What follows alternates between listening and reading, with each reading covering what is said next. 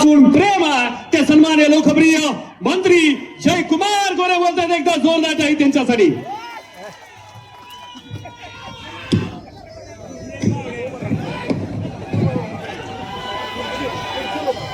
आज सांगोला शहराचं भविष्य येणाऱ्या 5 वर्षासाठी आपण कुणाच्या हातात द्यायचं ही ठरवणारी सांगोला शहराची नगरपालिकेची निवडणूक आणि या निवडणुकीच्या निमित्तानं आपल्या सगळ्यांना या ठिकाणी आश्वस्त करण्यासाठी आलेले या राज्याचे कर्तव्यदक्ष मुख्यमंत्री, लोकनेते आणि ज्यांचं या सांगोला शहराशी सांगोला तालुक्याशी खूप जवळचं नातं आहे. अगदी आबासाहेब असल्यापासून साहेबांनी ते नातं सातत्यानं जपलेलं आहे.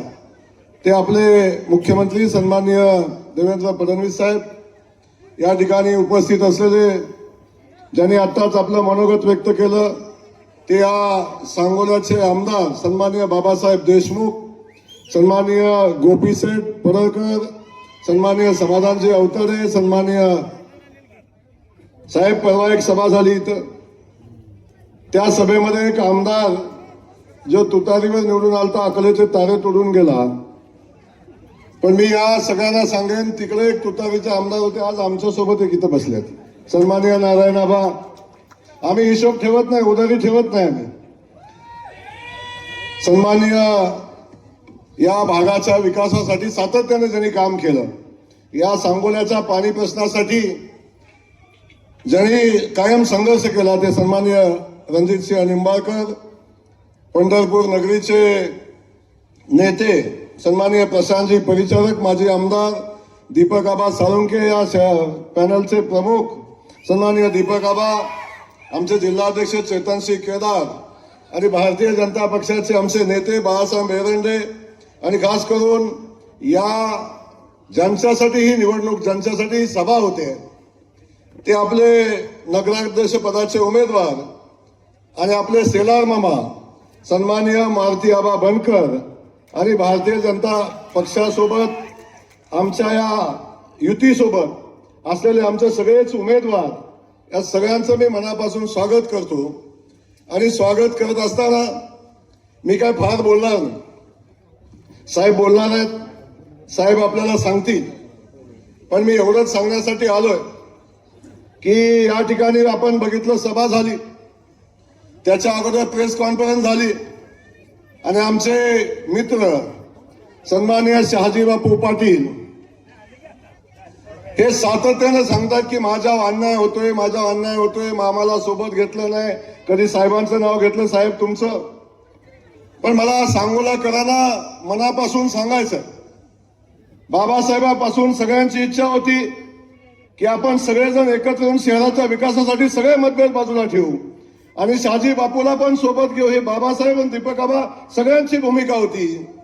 पण मी सांगोलाकरांना पहिल्यांदा सांगेन, शहाजी बापूंनी या बैठकीत न बसता शहाजी बापूंनी साहेब सगळ्यात पहिला त्यांचा उमेदवार जाहीर केला, उमेदवारी जाहीर केल्या, नगराध्यक्ष पदाचा उमेदवार जाहीर केला. आता लग्न ठरल्यावर मला म्हणतात लग्न जमवायचं बघा. तर सगळं झालं आणि आता आमच्यावर ब्लेम करता की या शहरामध्ये माझ्यावर अन्याय होतोय, सांगोल्यामध्ये अन्याय होतोय. मी सांगेन बापू आपले खूप चांगले संबंध आहे, आजही उद्याही राहतील. पण आपण ज्या भावनिकतेनं इथं बोलताय, जी भूमिका मांडताय, माझा निवडणुकीला पराभव झालाय, माझ्याकडे आता काहीच राहिलं नाही, आता मला किमान नगरपालिका तरी मला द्या, ही भूमिका आपण घेत आहे. बापू, ही निवडणूक कुणाचं पुनर्वसन करण्याची निवडणूक नाही, ही निवडणूक सांगोला शहराच्या विकासाची निवडणूक आहे.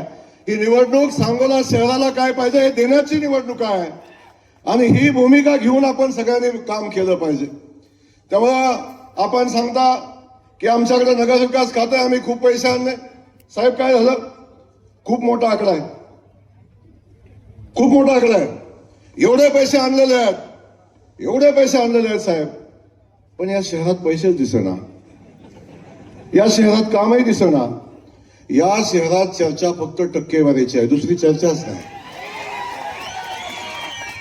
आमचं म्हणणं एवढंच आहे, या शहराच्या विकासासाठी जो पैसा आला तो त्या विकासाला वापरला गेला पाहिजे, एवढीच आमची भूमिका आहे. ही निवडणूक सांगोला शहरातल्या पायाभूत सुविधा मजबूत करण्याची निवडणूक आहे आणि आदरणीय गणपतआबांच्या विचाराचा वसा वारसा या तालुक्याला आहे आणि त्यांच्या आदर्श घेऊन काम करणारे आमदार बाबासाहेब पाटील या ठिकाणी आहेत, सन्माननीय दीपक आबा आपण या ठिकाणी आहे. तुमच्या पण खूप दिवस संस्कार त्यांचे होते, 32 वर्ष.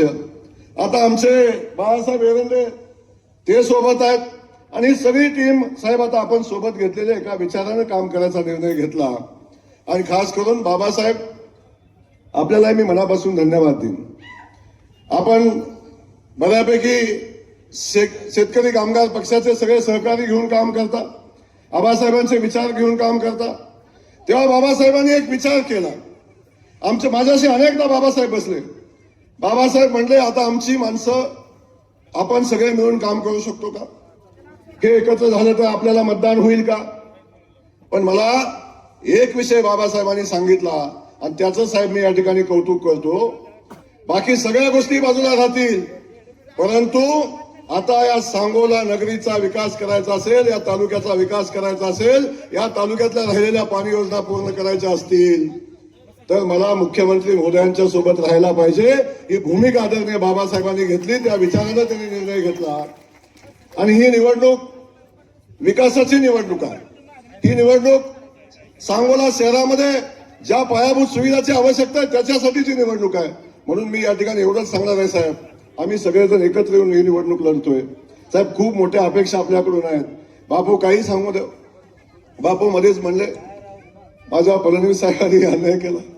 बापू तुम्ही जिथं गेलाय ती ओळख पण फडणवीस साहेबांनीच करून दिलेली आहे. मी काही बोलणार नाही त्या विषयावर. पण जेव्हा जेव्हा संकट आलं, जेव्हा जेव्हा अडचण आली, तेव्हा तेव्हा आम्ही सगळेजण बापूच्या पाठीशी ठामपणे उभे राहिलो होतो आणि खास करून देवेंद्र फडणवीस साहेब सातत्याने त्यांच्या पाठीशी उभे राहिले होते. म्हणून आपल्याला मला सांगायचंय आता कांगावा करून निवडणूक होणार नाही. तुम्ही 5 वर्षात काय चालवलं, काय केलं साहेब. या शहरामध्ये आजही खड्ड्याचं साम्राज्य आहे, धुळीचं साम्राज्य आहे, पायाभूत सुविधाची अडचण आहे, पाण्याची अडचण आहे. या सगळ्यासाठी आपल्या सगळ्यांना मिळून या आघाडीला निवडून द्या. मारुती आबांना नगराध्यक्ष करा. मी सांगतो सांगोला शहराचा वकील म्हणून बाबासाहेब आहेत, आपण सगळे आहे, पण सांगोला शहराची वकिली माननीय फडणवीस साहेबांच्या पर्यंत करण्याची जबाबदारी हा जयकुमार गोरे घेतोय. इथं लागेल तर सगळं उभं करू आणि सांगोला शहराचा विकास करू. 2 तारखेला आपण सगळ्यांनी मिळून कमळाच्या चिन्हाच्या समोरचं बटन दाबा आणि खाली जे जे चिन्ह आहेत आपल्या युतीची, आघाडीची, युतीची, त्या सगळ्या चिन्हाच्या समोरचे उमेदवार, शहर विकास आघाडीचे उमेदवार आपण निवडून द्या आणि बाकी सगळी विकासाची जबाबदारी या सांगोला शहराची जबाबदारी साहेब मी विनंती करतो आबासाहेबांच्या नंतर हा सांगोला तालुका आपण दत्तक घ्यावा आणि या तालुक्याचा, या शहराचा विकास करावा एवढी विनंती आपल्याला करतो. आणि पुन्हा एकदा माझ्या सांगोल्याच्या जनतेला विनंती करतो, आपण मारुती आबाला निवडून द्या आणि या शहराचा विकास करण्याची संधी द्या. जय हिंद, जय महाराष्ट्र.